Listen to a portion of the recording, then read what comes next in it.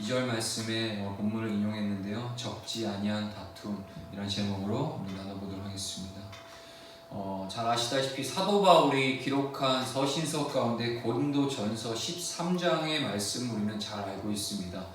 그 고린도전서 13장의 말씀을 향하여서 우리가 이렇게 부르죠. 사랑장이라고 부르고 있습니다.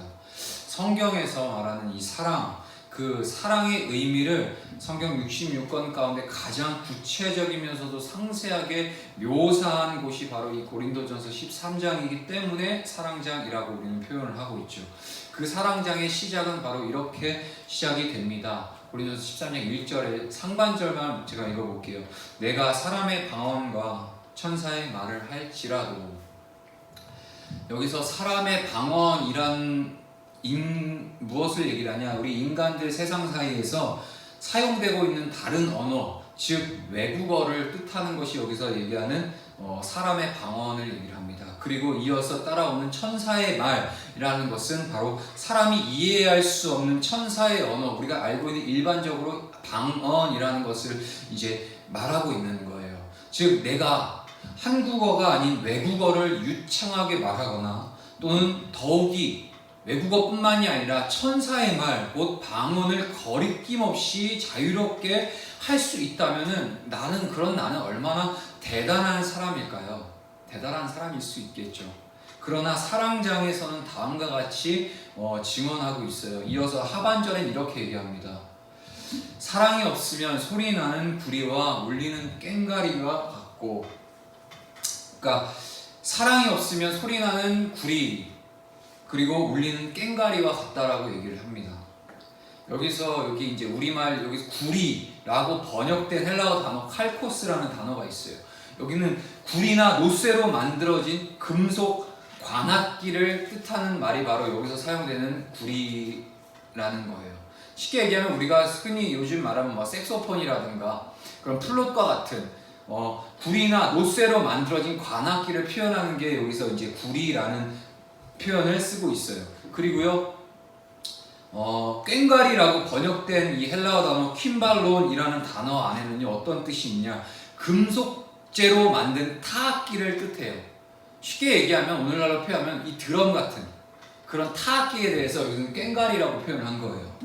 바울은요 이방 신전의 제사에 빗대어서 이 두 단어를 사용한 거예요.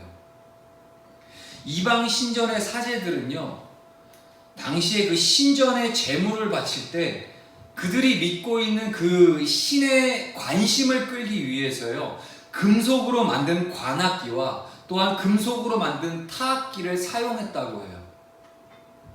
제사를 드릴 때마다 신전에는요 그 요란한 금속 관악기와 타악기 소리로 그 신전이 요란했다라는 거예요. 그 소리로. 그런데요 아무리 그 소리가 요란해도 결국 돌이나 나무로 만들어진 우상이 그 소리에 응답할 리가 만무했다라는 거죠. 이 바울이 보기에 생명 없는 돌이나 나무에게나 받쳐지는 그 요란한 악기 소리는 그저 백해무익한 소음일 뿐이었다라는 거예요. 그러므로 내가 아무리 외국어를 유창하게 구사하거나 천사의 방언을 거침없이 말할지라도요 사랑이 없으면 나의 입에서 나오는 모든 말 역시 결국 무의미한 소리에 불과하다고 여기서 얘기해주고 있는 거예요. 이어서 13장 2절 상반절에 이렇게 얘기합니다. 내가 예언하는 능력이 있어 모든 비밀과 모든 지식을 알고 또 산을 옮길 만한 모든 믿음이 있을지라도. 자, 강아지, 개가 자기 주인인 그 사람을 온전히 이해한다는 것이 가능할까요? 내가 집에서 키우고 있는 우리 강아지가 주인인 나를 온전히 나에 대해서 이해를 하고 있다는 것이 불가능하겠죠.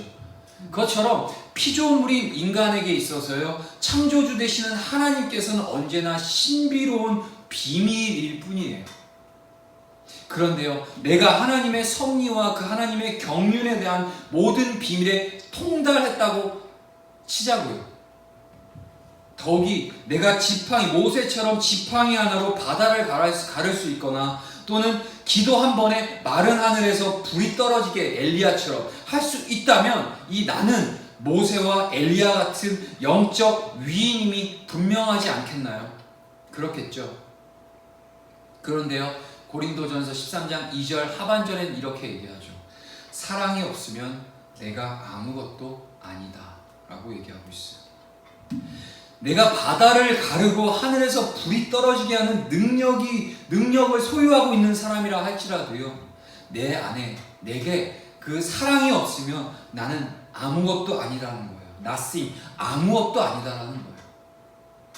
일평생 자기 나름대로 믿음으로 능력의 삶을 살았다고 자부했는데 마지막 날에 하나님으로부터 너 아무것도 아닌 존재야 라는 판정을 받는다면 그보다 더 낭패스러운 일이 어디 있겠느냐라는 거죠. 이어서 고린도전서 사랑장 13장 3절의 상반절도 이렇게 얘기합니다. 내가 내게 있는 모든 것으로 구제하고 또 내 몸을 불사르게 내줄지라도, 여기서 우리말 구제하다 라고 번역된 헬라어 동사 푸소미조라는 동사가 있어요. 이것은 무엇을 뜻하냐? 한 입, 두 입 정성스럽게 떠 먹여주는 것을 의미하는 단어가 바로 구제하다라는 단어예요. 즉 나의 전 재산을 다 풀어서 도움이 필요한 사람들을 일일이 다 찾아다니면서 그들 한 사람 한 사람들을 만나서 필요를 정성스럽게 그들의 삶 가운데 채워준다면 나는 정말 괜찮은 사람 아닐까요? 그러겠죠. 그리고 게다가 나의 몸을 다 불사르게 내어주기까지 한다면, 다시 말해 나의 신념을 위해서 순교의 자리까지 피하지 않는다면 이 세상에 그 누가 내가 가진 그 신념에 대해서 그 누가 왈가불가할 수 있겠냐라는 거죠. 그런데 이 13장 3절 하반절에 또 이렇게 얘기하고 있어요. 사랑이 없으면 내게 아무 유익이 없느니라. 나의 구제 행위가 하늘에 닿고요, 나의 신념이 죽음을 불사른다 할지라도요, 결국엔 사랑이 없으면 하나님과의 관계에서 내게 그 어떤 유익도 가져다 줄 수 없다라고 얘기하고 있는 거예요. 그 이유가 뭘까요? 내게 사랑이 없으면 내 입에서 나오는 모든 말이 왜 백해무익한 소음이 되어버리고 말고요, 또한 사랑이 없으면 내게 사랑이 없으면 내게 아무리 능력의 삶을 추구한다고 해도 나는 아무것도 아닌 것이 되어버리고 만다라는 거죠. 만약 내게 사랑이 없으면 나의 모든 자선행위와 내가 가진 신념이 하나님과의 관계에서 아무런 유익도 가져다 주지 않는다라, 이렇게 바울이 얘기를 하고 있어요. 나의 모든 행위와 능력 그리고 신념보다 왜 사랑이 더 중요할까요? 왜 우리에게 이 사랑이 가장 중요함으로 하나님의 메시지가 전달되고 있을까요? 이 질문에 대한 해답 역시 바울이 제시해주고 있어요. 로마서 13장 8절에서 10절을 이렇게 얘기합니다. 한번 읽어볼게요. 피차 사랑의 빛 외에는 아무에게든지 아무 빛도 주지 말라. 남을 사랑하는 자는 율법을 다 이루었느니라. 간음하지 말라, 살인하지 말라, 도둑질하지 말라, 탐내지 말라 한 것과 그 외에 다른 계명이 있을지라도 내 이웃을 내 자신과 같이 사랑하라 하신 그 말씀 가운데 다 들었느니라. 사랑은 이웃에게 악을 행하지 아니하나니 그러므로 사랑은 율법의 완성이니라. 아멘.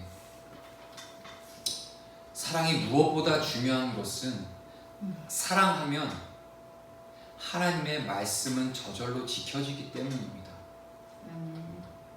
내가 사랑하는데 그 사람의 남편이나 아내와 불륜을 저지를 수 있을까요?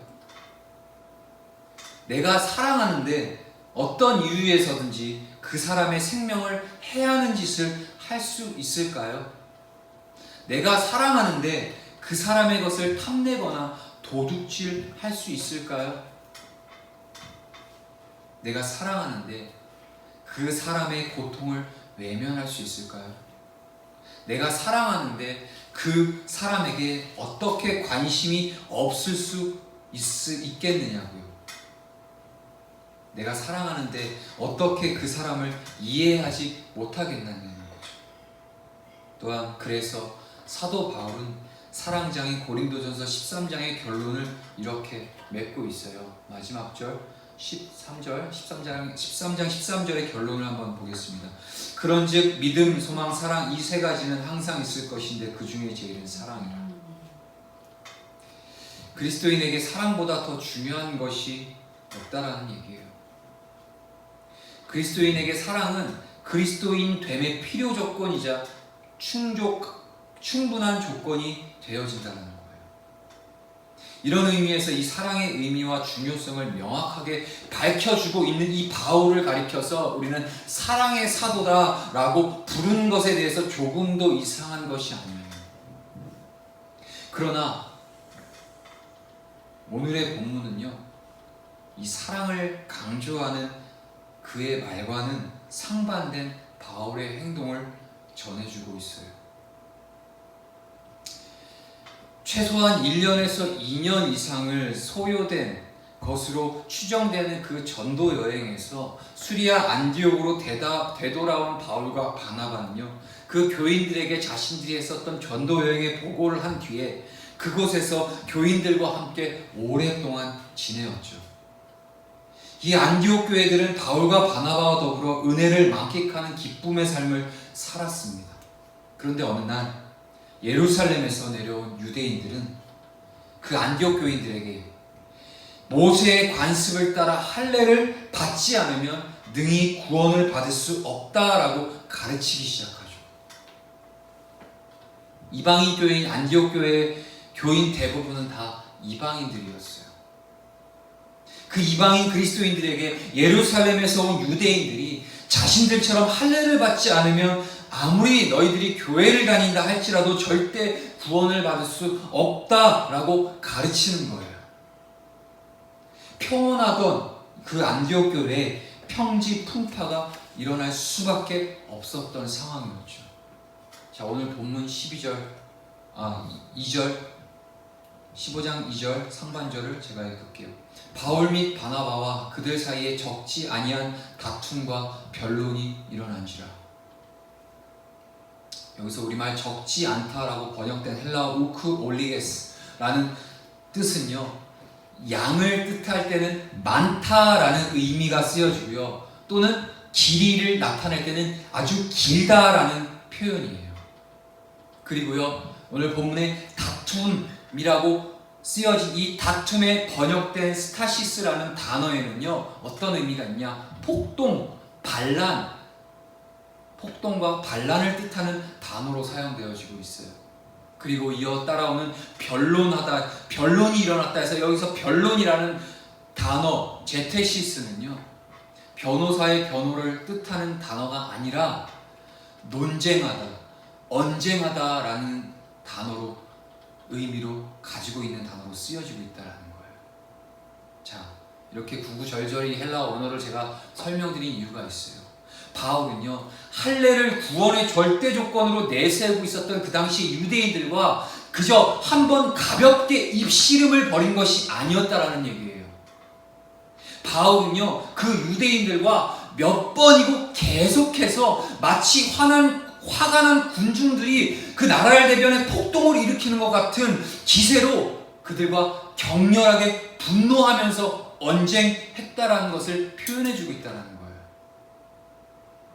그와 같이 분노한 바울의 모습에 안디옥 교인들은 아마 깜짝 놀랐을 거예요. 이어 따라오는 하반절에 이렇게 얘기하죠. 형제들이 이 문제에 대하여 바울과 바나바와 및 그 중에 몇 사람을 예루살렘에 있는 사도와 장로들에게 보내기로 작정하니라. 그 사안의 심각성을 뒤늦게 확인한 그 안디옥 교인들은요, 바울과 바나바를 포함한 안디옥 교회 대표를 예루살렘 모교회에 보내죠. 그리고 사도를 비롯한 그 예루살렘 교회 지도자들로부터 이 문제에 대한 판결을 받아오게 만들죠. 수리아 안디옥에서 예루살렘까지는 약 480km 정도 길이었어요. 낮 동안 쉬지 않고 계속 걸어가도요, 최소한 보름 이상이 필요한 아주 먼 거리가 바로 안디옥 교회에서 예루살렘 교회까지 거리였어요.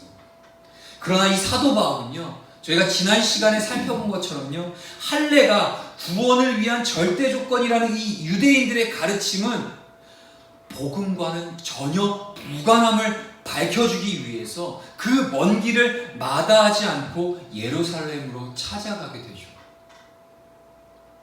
평소 바울은 인간의 분노에 대해 이렇게 가르쳐주고 있어요.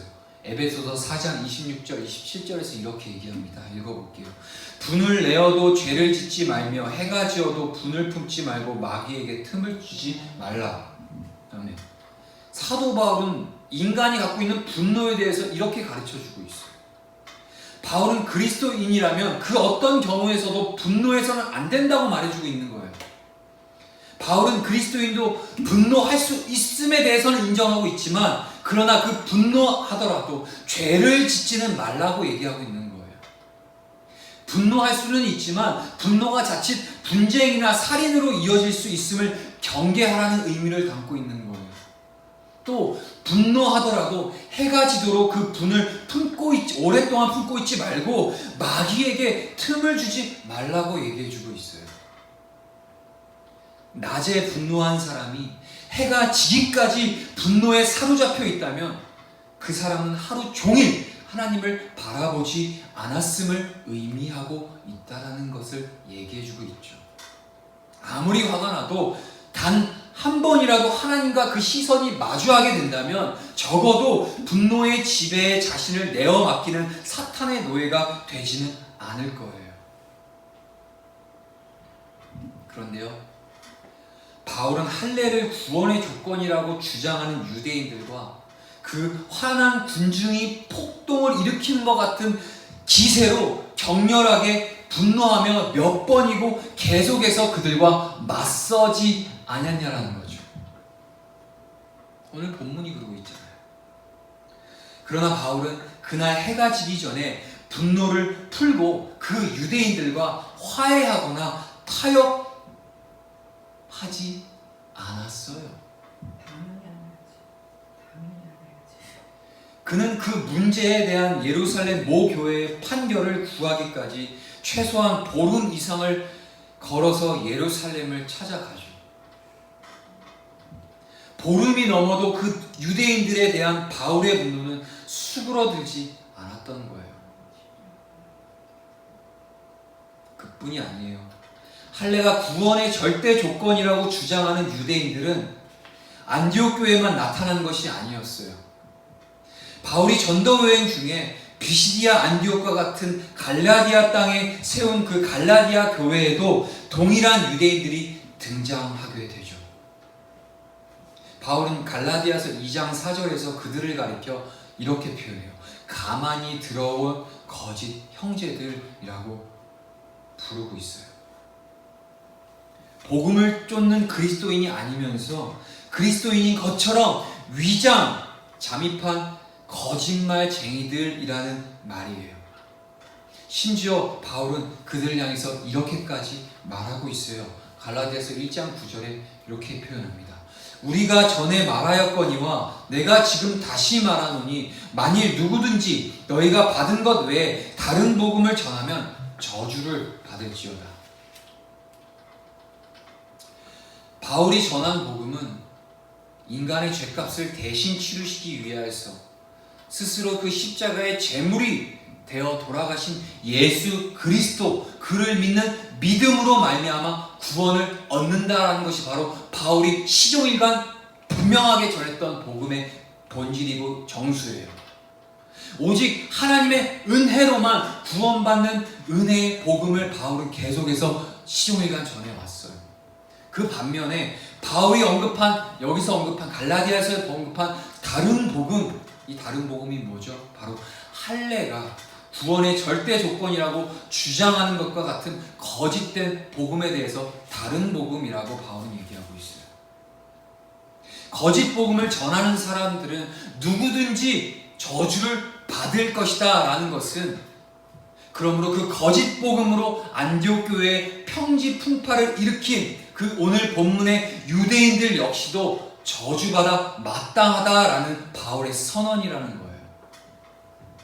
이처럼 그 유대인들에 대한 바울의 분노는 세월이 흘러도 조금도 열버지지 않았었던 거예요. 한 인간을 향해 너는 위장잠입한 거짓말쟁이다 라고 하고 너는 저주받아 마땅한 인간이다 라고 선언을 한다면 그것은 그 사람에 대한 모독의 차원을 넘어 상대의 존재 자체를 부정하는 무서운 공격이 아닐 수 없겠죠. 그런데 대체 바울이 누군가요?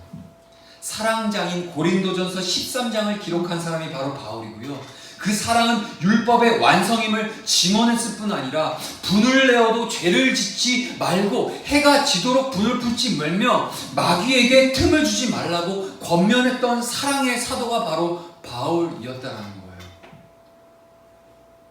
그런데 그 사랑의 사도가 할례가 구원을 위한 절대 조건이라고 주장하던 당시 유대인들에 대해서 그런 금대노를 세월이 흘러도 거두지 않았다라는 거예요. 도리어 그 유대인들을 향해 위장잠입한 너희들은 거짓말쟁이다. 너희들은 저주받아 마땅한 인간이라고 서슴없이 그들을 향해 신랄하게 공격을 하고 있는 게 바로 바울이에요. 그들도 개들이라고. 그와 같은 바울의 행동은 사랑을 노래하던 그의 말과는 조금도 일치되지 않은 것처럼 보여지죠. 그래서 바울의 모든 말이 꽹과리와 같은 소음으로 허공 속에 사라지고 말았나요? 그러지 않았죠. 그에게 하나님의 말씀을 전하는 능력과 루스드라의 선천성 하반신 마비자를 일으켜 세우는 믿음이 있었다 한들 하나님 보시기에 그는 과연 아무것도 아닌 사람이었을까요? 그가 복음을 전하기 위해 자신의 온몸을 던져 지중해 세계를 누비고 다녔다고 해도 하나님과의 관계에서 그에게는 아무런 유익도 없었을까요?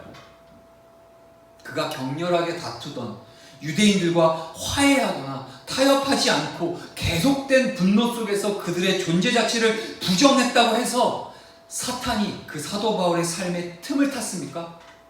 아니죠. 결코 아니죠. 그의 모든 말과 글은 시간과 공간을 초월해서 영원하신 하나님의 말씀이 되었죠. 그는 하나님 앞에서 신약 시대의 가장 위대한 사도로 세움을 입었죠. 그는 예수 그리스도 안에서 하나님의 사랑과 생명의 통로로 쓰임받는 영원한 유익을 누린 사도였어요. 그가 가는 곳마다 그의 삶에 사탄이 틈을 타기는커녕 오히려 그로 인해서 모든 사탄의 세력이 척결되었다라는 거예요. 그럼에도 바울은 왜 문제의 유대인들에 대한 분노를 거두지 않고 그들의 존재 자체를 부정하기까지 했을까요? 그것은 바울이 사랑의 사람이 아니어서가 아니라 바로 사랑의 사람이었기 때문이라는 거예요. 바울은 예수 그리스도 안에서 사람을 사랑했기 때문에 사람들에게 생명의 복음을 전하기 위해 자기 한 몸을 기꺼이 던졌고요. 복음을 영접한 그리스도인들을 사랑했기 때문에 그릇된 가르침으로 그들을 무너뜨리려고 했던 유대인들을 향하여서 분노하고 그들과 격렬하게 맞섰던 거였어요.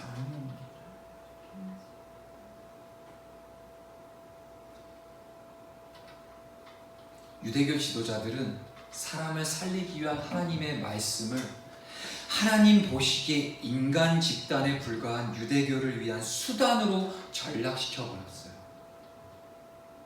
하나님께서는 이스라엘 백성을 애굽의 노예살이에서 해방시켜 주셨고 당신의 계명을 따르도록 하셨죠. 애굽 노예살이는 죄와 사망의 상징이죠. 인간이 먼저 하나님의 계명을 지킴으로 죄와 사망에서 구원을 얻었던 것이 아니라 하나님께서 먼저 그 이스라엘 백성들을 구원해 주셨으므로 구원받은 하나님의 자녀답게 너희들은 하나님의 계명을 쫓아 살아가라는 거였어요. 그러나 유대교 지도자들은요, 할례를 포함하여 하나님의 계명을 따르는 인간의 행위가 구원의 조건이라고 계속해서 주장했다는 거예요. 자신들의 종교 권력과 기득권 그리고 야망을 충족시키기 위해서 모든 사람을 인간이 만든 그 제도의 굴레 아래 가두어 버린 거예요. 결국 그들이 따랐던 건 하나님을 향한 그 계명에 대한 어떤 경외함이 아니라 자신들이 갖고 있었던 그런 종교적인 제도권 안에 가두어 놓고자 자신들의 유익을 위해 그러한 거짓 복음을 전했던 거죠. 이 땅에 오신 예수님께서 그 굴레를 끊고 인간을 해방시켜 주셨죠. 인간의 관습이나 제도를 따르는 인간의 그 행위에 의해서가 아니라 예수 그리스도 안에서 하나님께서 베풀어 주신 그 하나님의 은혜를 믿음으로 구원받음을 분명히 해 주신 거예요. 예수 그리스도 안에서. 그럼에도 할례 받지 않으면 절대로 구원받을 수 없다고 주장하는 그 유대인들은요, 바울이 보기에는 그가 사랑하는 그리스도인들을 다시 그 유대교의 굴레에 가둬버리는 영적 살인마들에 지나지 않았다는 거예요. 그러므로 그 바울은 그들과 맞서 그들로부터 그리스도인들을 격리시키지 않는 것은 그리스도인들을 사랑하는 바울에게 입장에서는 직무유기와 같은 거였다는 거죠. 우린 여기서 대단히 중요한 깨달음을 얻게 됩니다.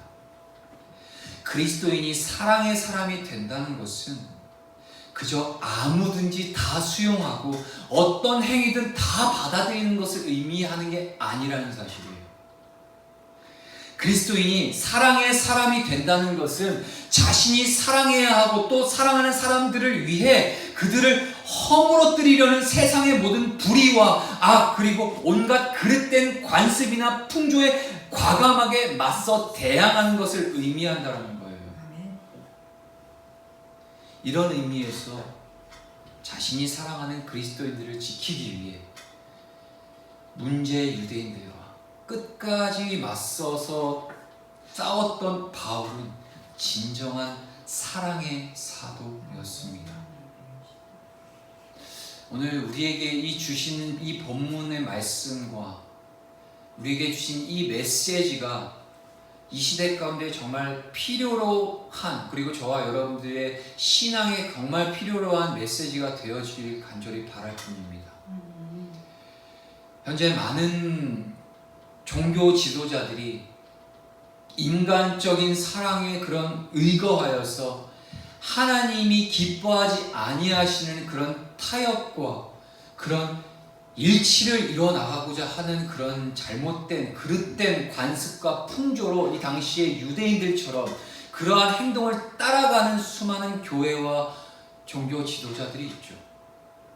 심지어는 신학교 안에서도 그저 하나님의 사랑만이라는 어떤 그런 명분 없는 사랑만을 내세워서 그저 다 끌어안아줘야 된다, 다 수용해주고 인정해줄 수 있어야 한다라고 하는 그런 시대사조, 하나님의 거룩한 교회들이 아니라 세상이 물들여 놓은 그런 비본질, 그런 인간적인 거짓된 그 사랑의 시대사조를 교회들이 끌어안고 가고, 심지어는 신학교 안에서도 그런 것들을 가리키는 지금 이 시대 가운데 우리가 살아가고 있다는 이 위기의식을 우리는 느껴야 된다는 거죠. 자, 그렇다면 우리는 어떻게 이런 시대 가운데 우리가 어떠한 모습으로 그리스도인이 가지고 있어야 될, 분명하게 붙들어야 될 그 정절을 지켜낼 수 있어야 될 것인가요? 바로 오늘 본문이 분명하게 얘기해 주고 있는 겁니다. 사랑을 하되 그 사랑은 어디에 근거하냐? 바로 진리의 사랑으로 우리는 붙들고 나아가야 된다는 거죠. 하나님의 말씀이 위배된 것이라면 그것은 그 아무리 사람 보기 좋은 내노라 하고 어떤 세상의 가치와 세상의 그런 박애주의가 아무리 섞여 있는 보기 좋은 사랑의 모양을 비록 겉모습을 갖고 있을지라도 하나님의 말씀에 의뢰된다면 우리는 분명히 거기에 대해서 명확하게 반문할 수 있어야 되고요. 진리를 수호해낼 수 있어야 된다는 겁니다. 하나님이 말씀하시고 하나님이 우리를 당신의 하나밖에 없는 예수 그리스도 아들 잡아주신 그 하나님의 사랑이 인간이 갖고 있는 얄팍한 지식과 그 경험과 그런 되도 안 되는 그 박애주의적인 그런 관념 안에 하나님의 진리의 사랑을 그 안에서 저울질해서 그 잣대로 판단하고자 하려고 하는 그런 인간의 어리석음을 오늘 본문 다시 한번 일깨워주고 있다는 거죠. 예수님이 어떤 분이시죠? 인간의 사랑, 인간을 사랑하셔서 인간의 죄값을 대신 치르기 위해 이 땅에 오셨던 사랑의 구주, 그가 바로 예수 그리스도셨죠. 그러나 예수님께서 모든 사람, 곧 모든 행위에 대해서 주님이 다 용납하신 것이 아니었다는 것을 우리 분명히 알아야 돼요. 예수님께서는 당시의 당신의 백성을 유대교의 굴레에 가두고자 했었던 유대교 지도자들을 향해서 그들의 면전에서 뭐라고 했죠? 이 회칠한 무덤이라고 했고 독사의 자식들이라고 매도하셨다는 것을 우리는 기억해야 돼요. 하나님의 성전을 강도의 소굴로 전락시켰고 성전을 찾는 사람들을 향해 괴롭혔던 장사꾼들을 보시고서는 그 예수님께서는 분노 속에 그들의 좌판을 다 둘러엎으셨고 그들을 모두 성전 바깥으로 쫓아내어 버리셨다는 거죠. 당신의 백성을 사랑하셨기 때문에 당신의 백성을 무너뜨리고자 하는 사악한 무리로부터 당신의 백성을 지키시기 위함이셨어요. 그리고 당신의 백성을 살리시기 위해 세상의 불의와 악에 맞서 당신 자신을 십자가의 제물로 내어 던져주셨던 거죠. 그래서 예수님께서는 정녕 사랑의 구주이실 수 있는 것입니다. 우리 역시 우리 예수 그리스도를 본받아 우리가 사랑하는 사람들을 지키기 위해 그들을 영육간에 허물어뜨리려는 이 세상의 모든 불의와 악, 온갖 그릇된 관습, 풍조에 과감하게 맞서는 이 시대의 사도 바울이 될 수 있어야 된다는 거죠. 사랑한다는 것은요, 그저 위장된 사랑을 연출해내거나 헛된 인내 혹은 비굴한 복종을 의미하는 게 아니라는 거예요. 고여 썩는 몸물을 뜻하는 것도 아니에요. 사랑은 정직한 미움이고요, 참된 분노와 솔직한 한거고요, 때로는 광란에 밀어치는 노도이기도 하다라는 거예요. 그 사랑을 지닌 사람만이 자신이 사랑하는 사람을 위해 자신이 찢어지고 피 흘릴 수 있으며 그런 사람에 의해서만 이 세상은 사랑의 텃밭으로 일구어질 수 있습니다. 바로 그런 사람을 통해 사랑의 주님께서 역사하시기 때문이면 두말할 나위가 없겠죠. 말씀을 맺도록 하겠습니다. 얼마 전 제가 다니는 학교 안에서 학교 학내 사태가 있었죠. 동성애에 대하여서 바른 성경적 가치를 가지고 학생들을 가르치고 차별금지법이 왜 악법인지에 대해서 가르쳐주고 또한 동성 간의 성행위가 생물학적이고 의학적으로도 얼마나 문제가 많은 잘못된 병폐인지에 대해서 학자로서 명확한 의학적 근거에 의해서 학생들을 가르치는 그 과정 가운데 학생들이 그 교수님이 사용한 표현에 대해서 성적 수치감을 느꼈고 성희롱적인 발언이었다라고 하며 학교를 대상으로 고발을 했죠. 근데 더 웃긴 것은 대한민국의 보수주의 신학, 오직 성경, 하나님의 절대 권위를 성경의 무호를 인정하고 하나님의 절대 주권을 인정하는 대표적인 신학교인 총신대학교, 이 학교가 그 교수님을 향하여서 교수 해임 징계를 내렸어요. 거기에 대해서 학교 밖 많은 교회와 그리고 우리 학교 선배님들, 목사님들이 이건 있을 수 없는 일이다 라고 하며 학교 밖에서 많이 이렇게 목소리를 내어주고 있어요. 그런데 문제는 뭐냐? 학교 안에서 그 어떤 목소리를 내지 않는다는 거예요. 심지어는 현 학교 총장을 비롯 그의 공직에 있는 많은 교수님들은 이 상황에 대해서 되려 예수님은 사랑이셨기 때문에 세상을 향하여서 더 이상 정죄하기를 그쳐라 라고 그렇게 공개적인 채플 시간의 메시지를 전한 것을 저는 지난주에 분명히 봤습니다. 뭐 그것을 제가 겨냥하여서 오늘 말씀을 준비한 건 아니지만 이 말씀을 준비하는 과정에서 지금 현 제가 다니는 학교의 상황과 결부를 시켜봤어요. 대한민국에서 가장 보수 개혁주의 신학을 가르친다라고 평판이 되어져 있는 우리 학교에서 이런 상황이 직면되었다면 이제 대한민국 다른 신학교들은 줄줄이 이런 상황들 앞에, 이런 위협 앞에 세상의 시대사조의 그런 시대정신으로 말미암아 하나님의 질서가 뭉개지고 짓밟혀질 수밖에 없는 상황은 불보듯 뻔한 일이라는 거죠. 자, 이런 얘기를 제가 왜 말씀 가운데 꺼내냐? 그저 세상 끝났다, 뭐 어떡하냐 이렇게 무릎치고 앉아만 있어서 세상 한탄만 하는 염세주의적인 생각을 가져라라는 그런 의도로 제가 말씀드리는 건 아니고요. 그만큼 이 시대가 악하다. 하지만 이 악한 시대 가운데 우리에게 필요한 것이 무엇인지를 다시 한번 돌이켜봐야 된다.